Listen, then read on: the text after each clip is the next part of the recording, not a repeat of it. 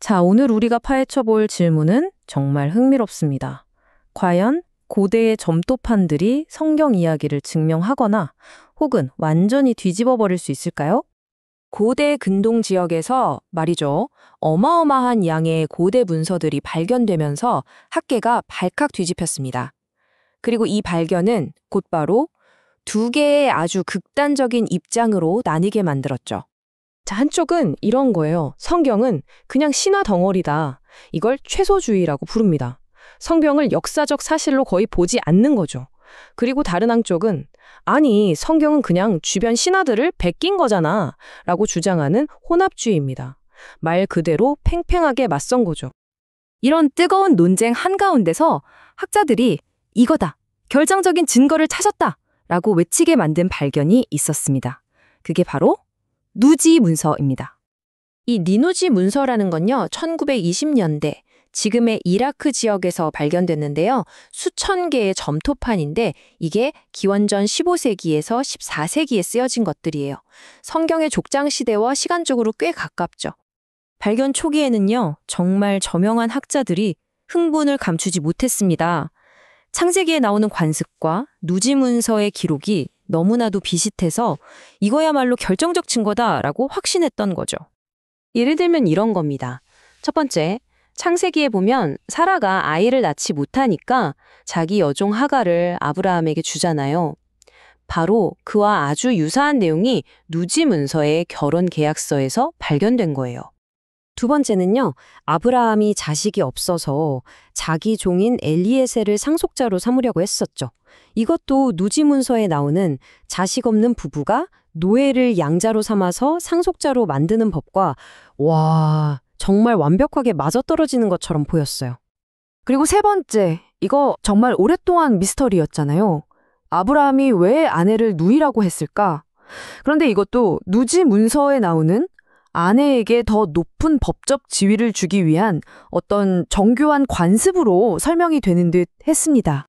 그리고 마지막 네 번째, 라헬이 아버지의 집안 신상, 그 드라빔을 훔친 사건. 이것도 그냥 도둑질이 아니라 남편인 야곱의 상속권을 확보하기 위한 일종의 법적 행위였다. 이렇게 해석이 된 거죠. 정말 이 정도면 모든 퍼즐 조각이 완벽하게 들어맞는 것 같았죠. 그런데 말입니다. 학자들이 이걸 더 깊이, 더 자세히 들여다보기 시작하면서 아주 중요한 새로운 개념이 등장하게 됩니다. 그게 바로 병행 자료 과잉, 영어로는 패럴렐 노메니아라는 겁니다. 이게 뭐냐면요, 두 개가 사실 별 상관이 없는데 겉으로 보이는 사소한 유사점만 보고 이거 두 개는 관련이 있어 라고 너무 성급하게 결론 내리는 학문적 오류를 가리키는 말이에요. 자, 그럼 아까 그 완벽한 증거들이 이 병행 자료 과잉의 렌즈로 보면 어떻게 보일까요? 여종 계약? 알고 보니 수천 개 문서 중에 딱 하나 나오는 아주 예외적인 사례였어요. 상속을 위한 입양? 누지법은 양자를 보호하는 건데 창세기는 오히려 이삭이 태어나면서 엘리에셀의 권리가 완전히 사라지잖아요? 내용이 정반대죠. 아내 누이 지위? 이것도 증거가 너무 빈약한 추측이었고요. 신상을 훔쳐서 상속권을 얻는다는 이론도 지금은 학계에서 더 이상 받아들여지지 않습니다. 말 그대로 와르르 무너져 내린 거죠. 자, 그럼 누지 문서가 이렇게 무너졌다고 해서 고고학이 성경을 이해하는데 아무 쓸모가 없는 걸까요? 절대 그렇지 않습니다. 오히려 이제부터가 진짜 중요한데요. 고고학의 진정한 가치를 보여준 또 다른 엄청난 발견이 있었습니다.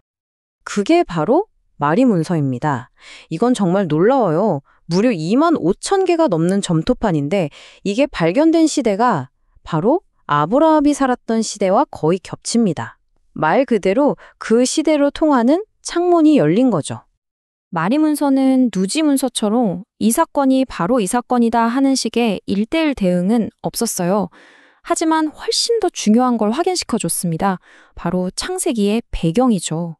창세기에 나오는 하란 같은 도시 이름들, 야곱과 비슷한 이름들, 그리고 아브라함처럼 부족 전체가 대규모로 이동하는 생활 방식, 이 모든 게 그냥 지어낸 이야기가 아니라 정말 그 시대의 실제 모습이었다는 강력한 증거가 된 겁니다. 그런데 이 마리 문서에서요, 훨씬 더 흥미롭고 어쩌면 좀 민감할 수 있는 내용이 발견됩니다. 그건 바로 예언에 대한 기록이었어요. 자, 여기서 이런 질문이 나올 수밖에 없죠. 그럼 마리에도 예언이 있었다고? 그럼 성경의 예언이라는 게 뭐 딱히 특별한 게 아니었던 거 아니야? 그냥 주변 문화에서 가져온 거 아니야? 하고요. 그래서 학자들이 두 예언을 나란히 놓고 비교를 해봤습니다. 그랬더니 와, 엄청난 차이가 드러나는 거예요. 보세요. 마리의 예언은 기본적으로 왕의 권력을 지키기 위한 정치적인 조언이었어요. 청중도 왕 한 사람이었죠.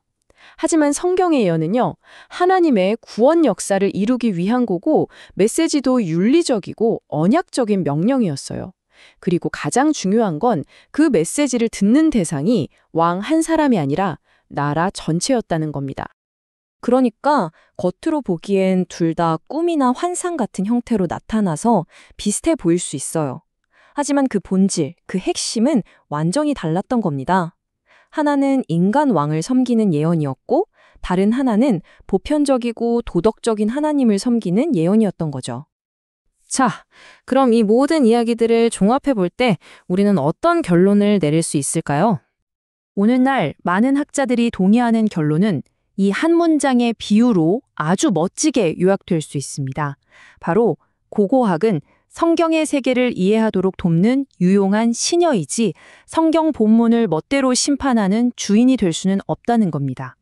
자, 오늘 이야기의 핵심을 정리해 볼까요? 첫째, 초기에 성급하게 1:1 대응을 찾으려던 시도는 병행자료 과잉이라는 오류에 빠지기 쉬웠다는 점. 둘째, 하지만 고고학은 성경 이야기가 펼쳐졌던 그 역사적인 세계와 맥락이 진짜였다는 걸 아주 강력하게 확인시켜준다는 점. 그리고 마지막으로 가장 중요한 건데요. 이렇게 성경을 고대의 배경 속에 놓고 보니까 그 가치가 떨어지는 게 아니라 오히려 주변의 다른 신화들과는 비교도 안 되는 성경만의 절대적인 독특성이 더욱 선명하게 드러난다는 겁니다. 그래서 마지막으로 여러분께 이 질문을 던지면서 마무리하고 싶습니다. 우리가 어떤 글을 읽을 때 그 글이 쓰여진 배경 세계를 이해하는 것이 과연 그 글 자체를 읽는 방식을 어떻게 바꾸게 될까요? 이 질문에 대한 답은 한번 각자 곰곰이 생각해 보시면 좋겠습니다.